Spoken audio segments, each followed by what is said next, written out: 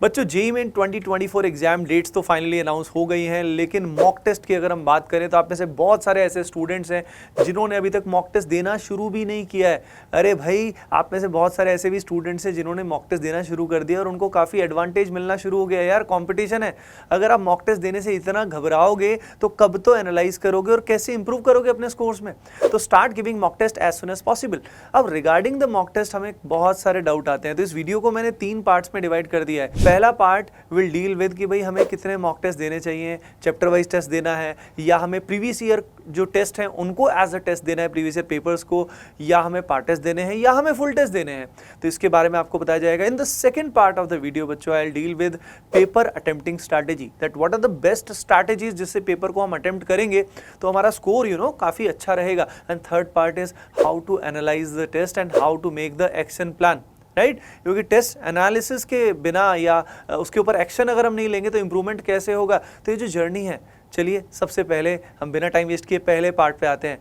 The first part is कि भाई कितने टेस्ट दें हम लोग। देखिए the thumb rule is you have to give that much test, उतने टेस्ट आपको देने हैं जितने आप एनालाइज कर पाओ। यानी सिर्फ टेस्ट देने से काम नहीं चलेगा, टेस्ट देने के साथ साथ आपको रिवीजन कर पाओ, एनालिसिस कर पाओ, उतने ही टेस्ट देने हैं। कई बार बच्चे क्या करते हैं, बहुत सारे टेस्ट देते हैं लेकिन स्कोर इंप्रूव नहीं होता because they are not able to analyse them.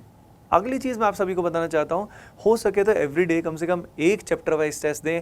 जब मौका मिले 30 मिनट का टेस्ट देने का या फॉर एग्जांपल 1 आवर का टेस्ट देने का, जितना भी समय मिले उसमें एक छोटा सा चैप्टर वाइज टेस्ट ज़रूर दें।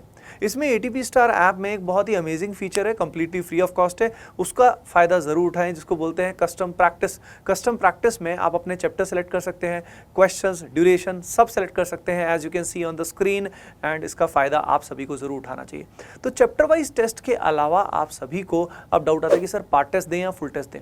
देखिए ये आपकी नीड पे निर्भर करता है। अगर आप एक ड्रॉपर हैं और आपने काफ़ी सिलेबस पहले से कर रखा है तो फुल टेस्ट देना सबसे एफिशिएंट रहता है, क्योंकि इवेंचुअली फाइनल एग्जाम में फुल टेस्ट ही आने वाले हैं। लेकिन अगर आपको सिलेक्टेड सिलेबस को ही टेस्ट करना है then you have to give part test as well. Okay बच्चों, अब ये कब किस ड्यूरेशन में देना चाहिए, तो आइडियली आपको कम से कम 2 वीक्स में अभी शुरुआत में एक टेस्ट देना चाहिए, यानी एवरी बाई वीकली आपको एक टेस्ट देना चाहिए। लेकिन अगर हम आगे बात करें तो आगे जितना सिलेबस आपका कंप्लीट होता जाएगा आपको वीकली भी टेस्ट देने चाहिए, यानी बाद में as per your need frequency आप टेस्ट की बढ़ा सकते हो। अब बात आती है कि भाई पेपर अटेम्प्ट करें कैसे, what is the best way to attempt the paper. देखो बच्चों, पेपर को आप तभी अच्छे से अटेम्प्ट करोगे जब आपकी क्वेश्चन सिलेक्शन एबिलिटी अच्छी होगी। यानी पेपर में सबसे इंपॉर्टेंट होता है टू आइडेंटिफाई कि कौन सा क्वेश्चन ईजी है, कौन सा मीडियम है और कौन सा डिफिकल्ट है। ठीक है, तो क्वेश्चन में ये कॉम्प्रीहेंडिंग एबिलिटी, यानी you have to improve your comprehension abilities.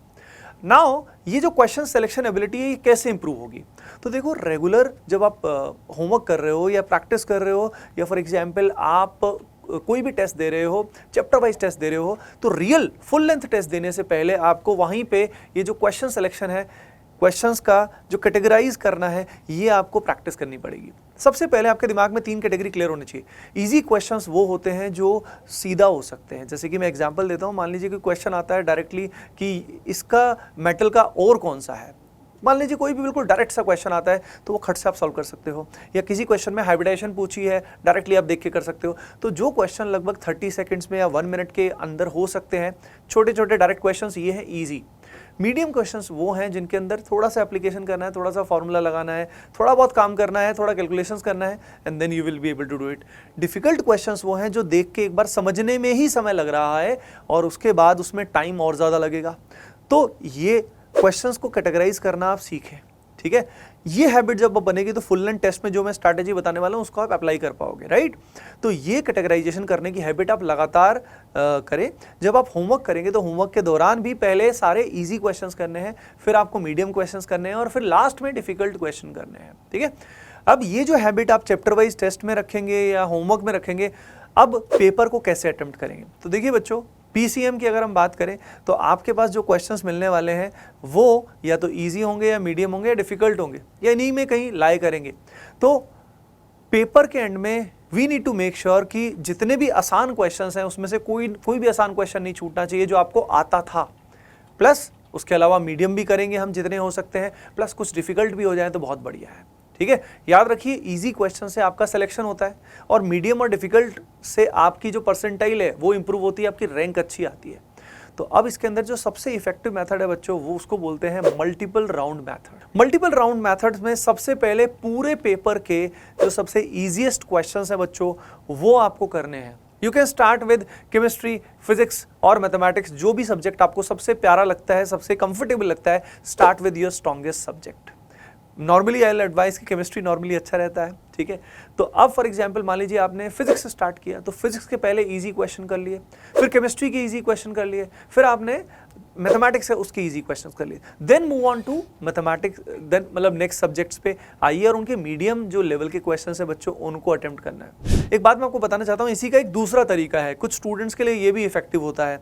तो आपको या तो ये मेथड लगाइए, इससे फायदा क्या होगा कि कोई भी आसान क्वेश्चन आपका नहीं छूटेगा, बाद में ये नहीं रहेगा अरे यार काश मैं इसको कर लेता, काश ये क्वेश्चन मैंने पहले देखा होता और यार टाइम नहीं मिला मुझे, तो ये दिक्कत खत्म हो जाएगी, ठीक है। इसी को आप सब्जेक्ट वाइज भी कर सकते हो, क्योंकि कई बच्चे they are not comfortable with changing the subjects frequently. तो what they can do is कि पहले फॉर एग्जांपल अपना फेवरेट सब्जेक्ट पकड़ा, स्टार्ट, लेकिन start with the easiest question first, then उसके मीडियम करिए, उसके डिफिकल्ट करिए, then move on to the next strongest subject, और वहां पे सबसे जो उसके क्वेश्चंस हैं इजीएस्ट पहले उसके करिए, देन मीडियम, देन डिफिकल्ट।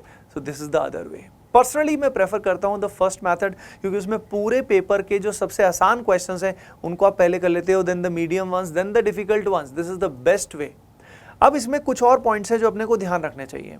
एक आपको सुपर हैक बताता हूं मैं इसमें, जिसमें क्या रहता है कि सबसे पहले कुछ चैप्टर्स ऐसे होते हैं जो काफ़ी मेमोरी बेस्ड होते हैं, जैसे कि इनऑर्गेनिक में हमें मान लीजिए मेटलर्जी में ओर्स ध्यान रखने हैं, या कुछ मेमोरी बेस्ड चीज़ें हमें ध्यान रखनी है।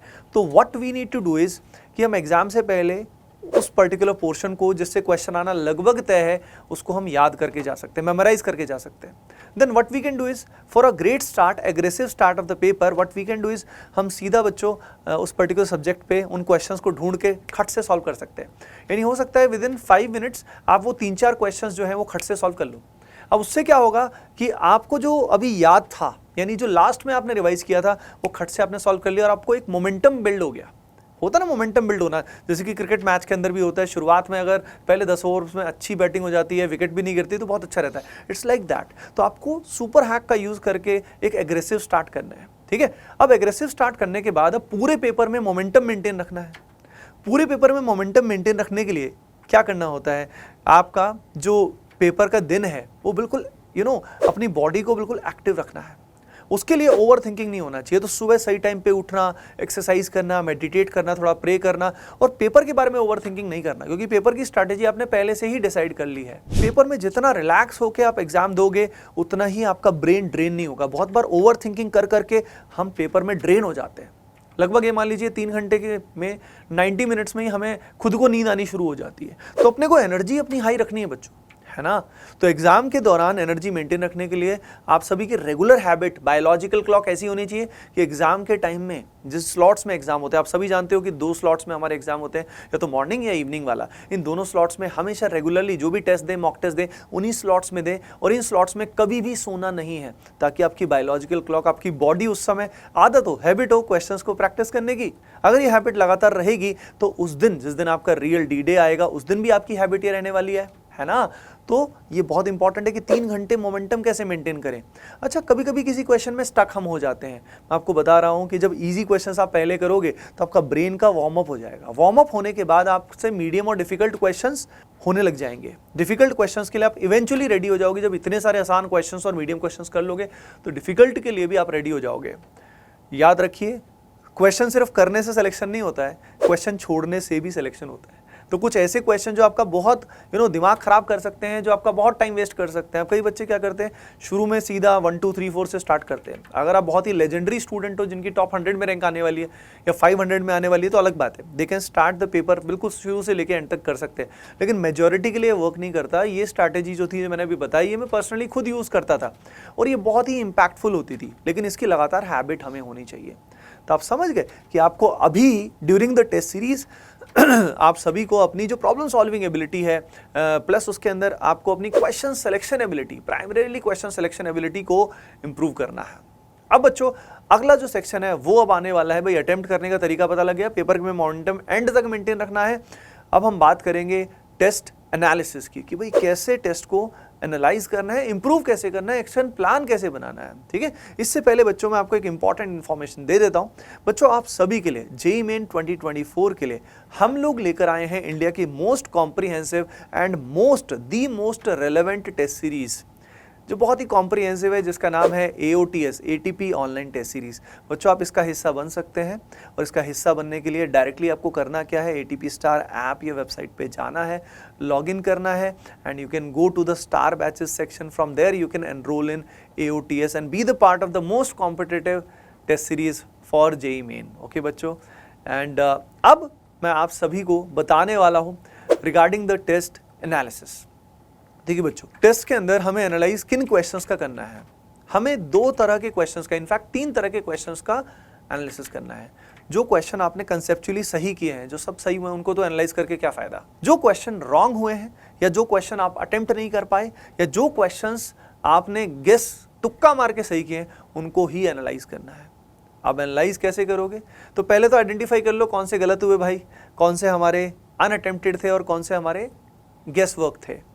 अब हमें ये देखना है कि ये जो रॉन्ग हुए वो गलत क्यों हुए। तो now identify the type of mistake which you committed.